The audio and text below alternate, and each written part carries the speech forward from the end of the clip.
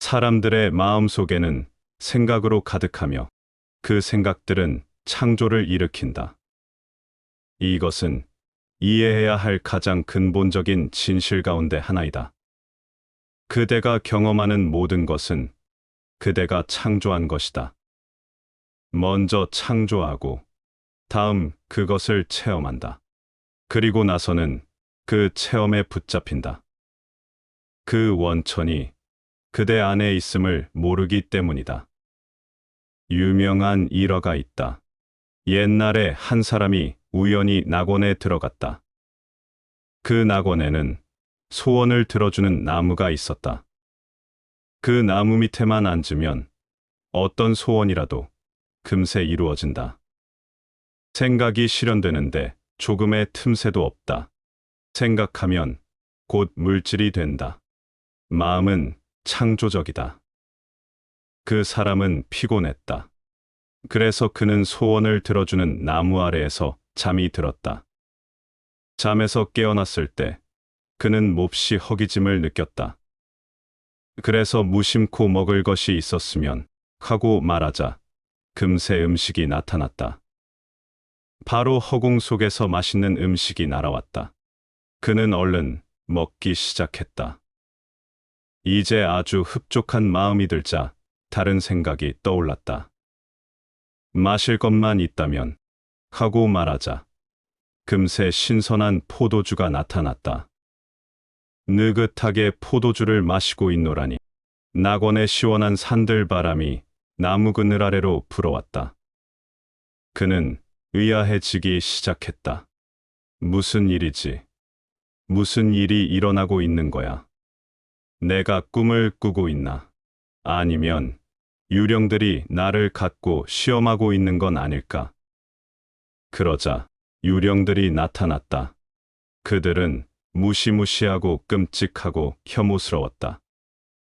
그러자 그는 벌벌 떨면서 또 다른 생각을 떠올렸다. 이제 난 죽겠구나. 유령들이 나를 죽일 거야.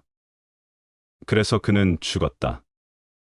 이 우화는 아주 오래된 우화로 굉장히 의미심장하다. 그것은 그대의 일생을 묘사하고 있다. 그대의 마음은 소원을 들어주는 나무이다. 그대가 생각하는 것은 무엇이나 조만간에 이루어질 것이다. 때로는 그대가 그것을 바랬다는 것을 까마득히 잊어버릴 만큼 큰 틈새가 있다. 때로는 여러 해, 때로는 여러 생의 틈새가 있다. 그래서 그대는 그것을 원천과 결부시켜 생각할 수 없었다. 하지만 주의 깊게 지켜본다면 그대와 그대의 인생은 그대의 생각들이 창조하고 있다는 것을 발견할 것이다. 그것들이 그대의 지옥을 창조하고 그대의 천국을 창조한다. 그것들이 그대의 불행을 창조하고 그대의 행복을 창조한다. 그것들이 부정을 창조하고 긍정을 창조한다. 둘 다 환영이다. 아픔도 즐거움도 달콤한 꿈도 악몽도 일체가 환영이다. 이러한 것들을 환영이라 하는 것은 무슨 까닭인가? 그것들은 오직 그대의 창조물일 뿐이라는 뜻이다. 그대는 그대 주변의 마술의 세계를 창조하고 있다. 그것이 마야의 의미이다. 모두가 자기 주변의 마술 세계를 만들고 있다. 그리고는 그것에 붙잡힌다. 거미 자신이 자기의 거미줄에 잡히는 것처럼 그대 자신 외에는 아무도 그대를 괴롭히지 않는다. 그대의 전 생애는 그대의 작품이며 그대의 창조물이다.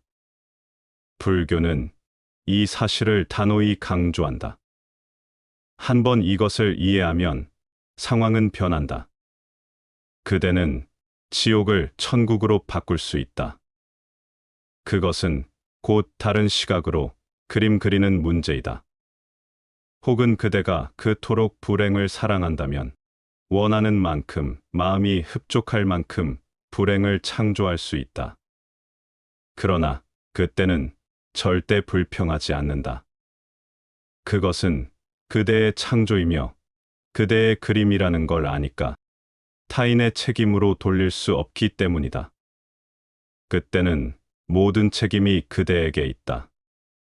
그때 새로운 가능성이 일어난다. 그대는 창조를 멈출 수 있다. 천국이나 지옥을 창조할 필요가 없다. 아무것도 창조할 필요가 없다.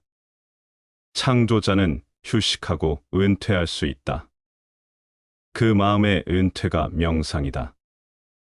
그대는 이것저것 일체를 보아왔다.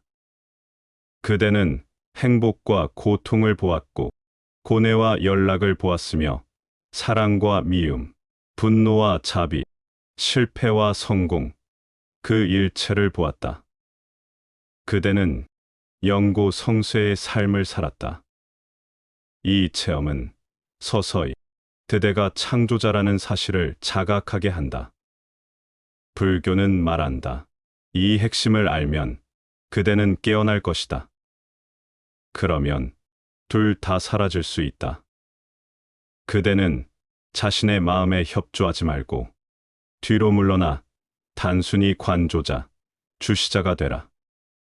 사람에겐 평균 매일 24시간 동안 5만 개의 생각들이 지나간다고 과학자들은 말한다. 그대는 모든 생각들이 현실화되도록 하지는 않는다. 그대는 선택한다. 거기엔 좋은 생각도 있고, 나쁜 생각도 있으며, 아름다운 생각도 있고, 추한 생각도 있다. 그대는 선택한다. 그것은 마치 그대가 라디오를 가지고 있어서 라디오의 모든 방송을 이용할 수 있는 것과 같다. 세상의 온갖 소음과 정치가들을 라디오에서 접할 수 있다. 하지만 그대는 방송국을 선택한다. 그 선택은 그대의 것이다. 아니면 라디오를 켜지 않는 선택도 있다. 라디오를 끄는 선택을 할 수도 있다. 그러면 그 모든 소음은 사라진다. 정확히 그 상태이다. 명상가는 어떤 방송국도 선택하지 않기로 선택한다.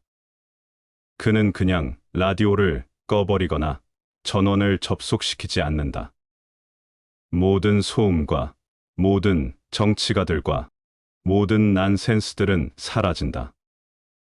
하지만 그대가 원한다면 선택할 수 있다.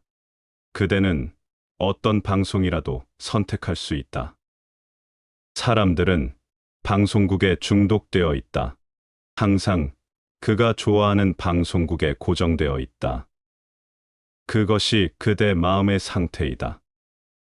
그대를 볼 때 나는 그대의 고정된 주파수를 본다. 어떤 이는 지옥에 살기로 결정했다. 그의 주파수는 고정되어 있다. 그것은 너무나 오랫동안 고정되어 있어서 이제 다른 방송국으로 바꾸려 해도 어렵게 됐다. 그것은 녹이 슬었다. 아마도 그것은 여기저기로 이동할 능력을 상실했을 것이다. 그것은 고정되어 버렸을 것이다. 그대는 수많은 생 동안 그래 왔을지도 모른다. 다른 방송도 들을 수 있다는 걸 그댄 잊어버렸다. 그리고는 이 소음을 들어야 하는 고통을 겪고 있다고 생각한다.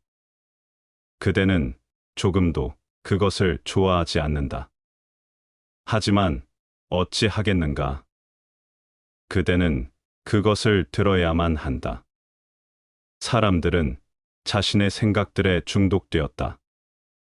그러면 그 생각들은 더 자주 찾아오고 더 자주 되풀이되고 머릿속에 뇌세포 속에 각인되어 그대의 실체가 된다.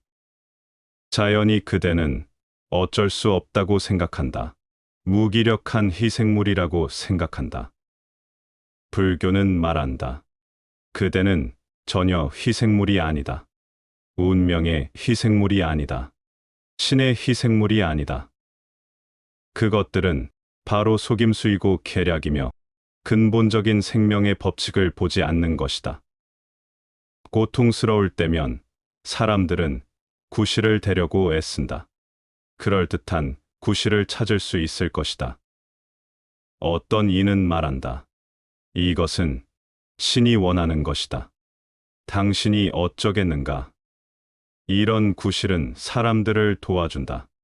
그러면 그들은 틀에 안주하여 머물 수 있는 것이다. 그들은 자신들이 뭐든지 바꿀 수 있다는 걸 잊어버린다. 불교는 인간은 자유롭다고 선언한다. 인간은 완전히 자유롭다는 것, 인간은 자유라는 것. 그것은 불교가 인간의 의식과 역사에 준 가장 위대한 공헌이다. 그대의 예정된 계획표를 짜는 신은 존재하지 않는다. 예정된 계획표란 결코 없다. 그대가 그대 스스로를 기획하고 있다. 그대는 스스로의 기획자이다. 또 다른 변명이 있다. 신을 믿지 않는 사람들은 까르마를 믿는다. 괴롭고 불안할 때면 난들 어떻게 하겠는가? 이것은 내 전생의 까르마인걸. 나는 이것을 통과해야 한다고 말한다. 이것은 수용성을 돕는다. 이것은 위안이다. 이것은 일종의 휴식을 주고 인생을 약간 쉽게 해준다. 일단 신이건 까르마건 그것은 선입견이며 다름 아닌 전략이라는 것을 알아야 한다. 이 때문에 사람들은 그토록 불행하게 사는 것이다. 그 변명들 때문에 변명한다면 어떻게 불행을 변화시키겠는가? 그것을 그대로 수용하도록 거들어주는 변명을 갖고 있다면 변화의 가망성은 없다. 불교는 모든 이론과 위안을 제거하고 싶어 한다. 그것들은 모두 진정제, 지독한 독소이다. 불교가 그대와 나누고 싶어 하는 직관은 그대가 유일한 행위자이며 그대 인생의 창조자라는 사실이다. 그대 외에 아무도 그대 인생을 결정하지 못한다. 그대는 변화를 시도해야 한다. 그 변화들은 그대를 좀 더 깨어있게 도와줄 것이다. 어느 날 그대는 굉장히 불행하다고 느낀다. 그때 그냥 조용히 의자에 앉아 쉬면서 즐기기 시작하라. 그냥 반대로 하라. 웃기 시작하라. 처음에는 기만적으로 보일 것이다. 그냥 비현실적인 행복감을, 더 없는 행복감을 발산해내라. 그러면 놀랍게도 서서히 거의 가장으로 시작했던 것이 실제가 된다. 불행은 사라진다. 그것은 이제 그대를 붙들지 못한다. 뭔가 바뀌었다. 그대 안에 웃음이 일어난다. 그대의 옛날 습관은 이렇게 말할 것이다. 까르마는 어쩌고 이래서는 안 된다. 마음은 다시 방해물을 만들어내려고 온갖 것들을 가져올 것이다. 하지만 고집하라. 이번에는 까르마의 이론을 버리련다. 나는 윤회의 수레바퀴를 벗어나련다. 이번에는 정반대를 선택하련다. 춤추고 노래하기 시작하라. 그리고 보라. 그대는 놀랄 것이다. 그대는 그것이 바뀌는, 분위기가 바뀌는, 구름들이 사라지는, 그것이 맑게 개이는, 그대가 달라지는 위대한 진실을 체험할 것이다. 일단 하나의 행위를 다른 행위로 바꾸는 게임을 배우게 되면 그대는 자유로울 수 있다. 그대는 자유롭다고, 절대적으로 자유롭다고 불교는 말한다. 그대의 자유를 체험하라. 그러면 서서히 캐캐 묵은 수레바퀴에서 벗어난다. 그대를 붙잡고 있는 카르마란 없다. 만일 있다면 그것은 습관에 불과한 것이다. 그대가 반복해서 해왔던 것들은 거의 그대의 생활의 결정적 요소가 된다. 하지만 습관은 버릴 수 있다. 사람들은 내게 와서 줄곧 묻는다. 어떻게 우리는 불행을 벗어날 수 있나요? 그러면 나는 난처할 따름이다. 왜냐하면 그들은 스스로 붙잡혀 있기 때문이다. 거기 다른 사람은 없다. 그들은 그냥 쉽게 벗어날 수 있다. 그런데 그들은 많은 에너지를 그 안에 주입하고 있다. 그것을 벗어나기 위해서는 훨씬 적은 양의 에너지만 있어도 된다. 그렇지만 그들은 한 가지, 그들의 자유를 잊어버렸다. 불교의 메시지는 자유이다. 신으로부터의 자유, 천국과 지옥으로부터의 자유, 공포로부터의 자유, 미래로부터의 자유, 오랜 세월을 통해 창조한, 압박받고 짓눌려온 그 모든 변명들로부터의 자유. 그대는 습관 속에서 살고 있고 습관 속에서 죽을 것이다. 이 습관들 때문에 그대는 진정한 삶을 놓칠 것이다. 진정한 삶이란 자유로 이루어져 있다. 그리고 한 번만이라도 그대가 자유롭다는 것을 알게 되면 이런저런 선택의 강박관념을 갖지 않는다. 그대는 선택하지 않음을 선택할 수 있다. 그 상태를 불성이라 한다.